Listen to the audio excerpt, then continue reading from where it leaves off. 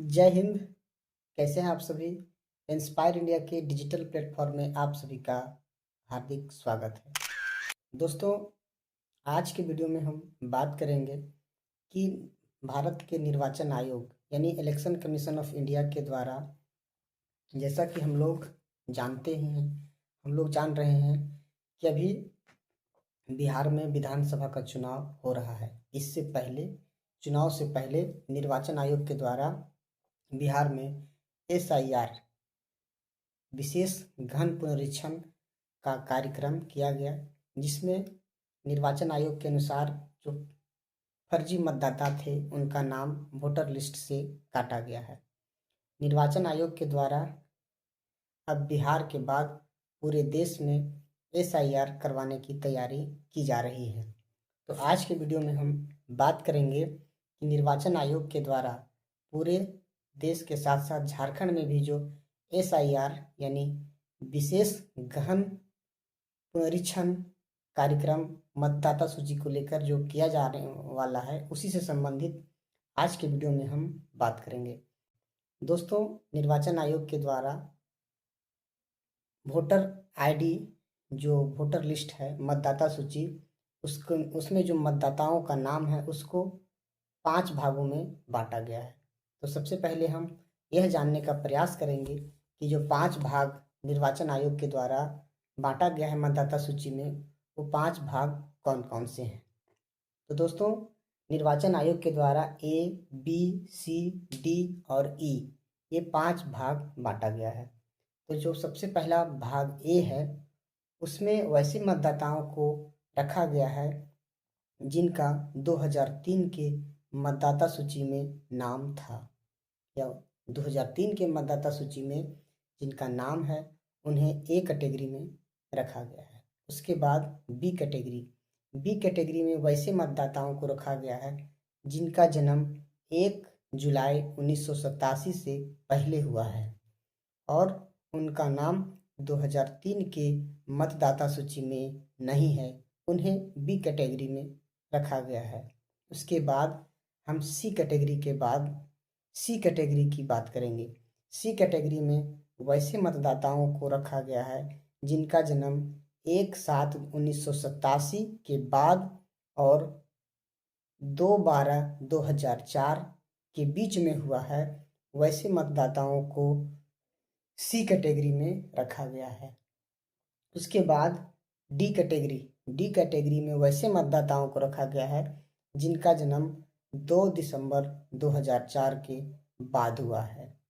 इसके बाद E category में वैसे मतदाताओं का रखा गया है जो देश से बाहर के हैं और उनका यहाँ के मतदाता सूची में नाम है, उन्हें E कैटेगरी में रखा गया है। तो दोस्तों, जो निर्वाचन आयोग के अनुसार A, B, C, D और E, ये 5 कैटेगरी रखा गया है, उसमें मतदाताओं को क्या क्या, ये जो SIR करवाया जा रहा है उसमें मतदाताओं को किस प्रकार का डॉक्यूमेंट्स देना होगा ताकि उनका नाम मतदाता सूची में बना रहे। दोस्तों, A कैटेगरी के मतदाता यानी जिनका 2003 के SIR में नाम है, उन्हें किसी भी प्रकार का कोई डॉक्यूमेंट्स सबमिट नहीं करना होगा। यानी पिछले बार जो निर्वाचन आयोग के द्वारा SIR करवाया गया था वह 2003 में अंतिम बार करवाया गया था। तो जिनका नाम 2003 के मतदाता सूची में है, उन्हें किसी भी प्रकार का कोई डॉक्यूमेंट्स नहीं देना होगा। यानी उनका 2003 के मतदाता सूची से मैच करने के बाद उन्हें किसी भी प्रकार का डॉक्यूमेंट्स नहीं देना होगा। उसके बाद B कैटेगरी की बात हम करते हैं। B कैटेगरी में जो मतदाता हैं उन्हें जन्म और जन्म स्थान से संबंधित प्रमाण पत्र देना होगा। इसके बाद C कैटेगरी के मतदाताओं को निर्वाचन आयोग के द्वारा 11 प्रकार के डॉक्यूमेंट्स का निर्धारण किया गया है।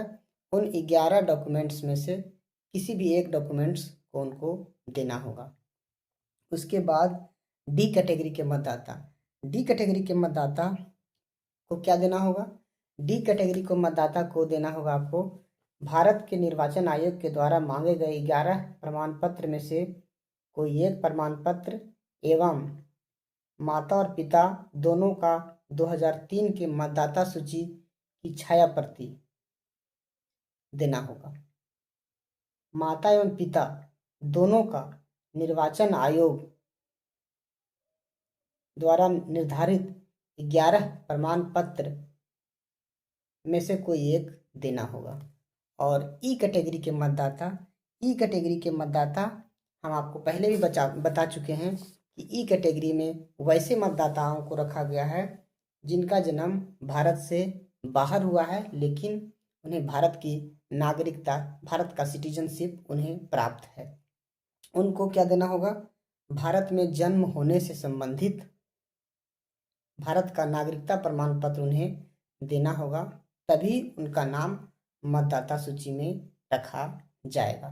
तो दोस्तों, जो निर्वाचन आयोग के द्वारा 11 प्रकार के प्रमाण पत्र निर्धारित किया गया है, वह प्रमाण पत्र कौन कौन सा है, अभी हम आप लोगों को वह प्रमाण पत्र बताएंगे। तो दोस्तों, पहला है पहचान पत्र या पेंशन भुगतान का कोई आदेश, पहला। दूसरा, कोई पहचान पत्र, प्रमाण पत्र या भारत सरकार के द्वारा जारी दस्तावेज, बैंक या LIC का कागज, या 1/7/1987 के पहले का कोई कागज अगर यदि आपके पास है आपके नाम से, तो वो भी आप दे सकते हैं। उसके बाद तीसरा, बैंक द्वारा जारी प्रमाण पत्र। चौथा, अगर यदि आपके पास पासपोर्ट है। पांचवा, मैट्रिकुलेशन / शिक्षा प्रमाण पत्र, जो विद्यालय के द्वारा अगर यदि आप पढ़ रहे हैं, अगर यदि आपके पास मैट्रिक का प्रमाण पत्र है तो भी वह आप दे सकते हैं। छठा, राज्य सरकार द्वारा निर्धारित आवासीय प्रमाण पत्र। आवासीय प्रमाण पत्र अगर यदि आपके पास है तो आप वे भी दे सकते हैं। सातवां, वन अधिकार पट्टा या फिर पिछड़ी जाति प्रमाण पत्र, OBC सर्टिफिकेट या कास्ट, मान लीजिए कास्ट सर्टिफिकेट, कास्ट में आपका आ जाता है OBC, SC ST का जो कास्ट सर्टिफिकेट बनता है वो आप दे सकते हैं। या तो आप भारत का नागरिकता रजिस्टर जो है उसका आप छाया प्रति दे सकते हैं, या आप पारिवारिक रजिस्टर्ड, या आप जमीन का कोई कागज अगर यदि आपके पास है तो भी आप दे सकते हैं। तो दोस्तों, अगर आपके माता पिता में से किन्हीं का नाम, माता या पिता, अगर यदि आपके माता पिता दोनों जीवित हैं और अगर यदि आपका नाम 2003 की मतदाता सूची में नहीं है, तो आपके माता पिता का नाम तो ऑलरेडी 2003 के मतदाता सूची में होगा ही, तो आपको उसका छाया प्रति लगाना होगा। और निर्वाचन आयोग के द्वारा जो 11 प्रकार के प्रमाण पत्र दिया गया है उनमें से किसी एक प्रमाण पत्र आपको देना होगा। और दोस्तों, यह प्रमाण पत्र किनको देना होगा? तो यह प्रमाण पत्र आप सभी जानते हैं कि सभी गाँव में BLO बूथ लेवल के कार्यकर्ता हैं, आपको उनके पास यह प्रमाण पत्र जमा करना होगा। अगर हम महिलाओं की बात करें तो महिला की शादी अगर यदि हो गई है, कोई लड़की की शादी हो गई है और वे अपने ससुराल में रहती है, तो उस लड़की को अपने मायके से अपने माता और अपने पिता का 2003 के मतदाता सूची की छाया प्रति आपको देनी होगी, तभी आपका SIR जो होने जा रहा है झारखंड में, उसमें आपका मतदाता सूची में नाम रहेगा। अगर यदि आप ये काम पूरा नहीं कर पाते हैं तो आपका नाम मतदाता सूची से हट जाएगा। तो दोस्तों, आपको मेरे द्वारा दिया गया यह जानकारी कैसा लगा? जानकारी अगर यदि आपको अच्छी लगी होगी तो इस जानकारी को ज़्यादा से ज़्यादा शेयर करें ताकि सभी लोगों को इसका लाभ मिल सके। और अगर यदि आपने अभी तक हमारे YouTube चैनल को सब्सक्राइब नहीं किया है तो कृपया इसे सब्सक्राइब जरूर करें। धन्यवाद। जय हिंद।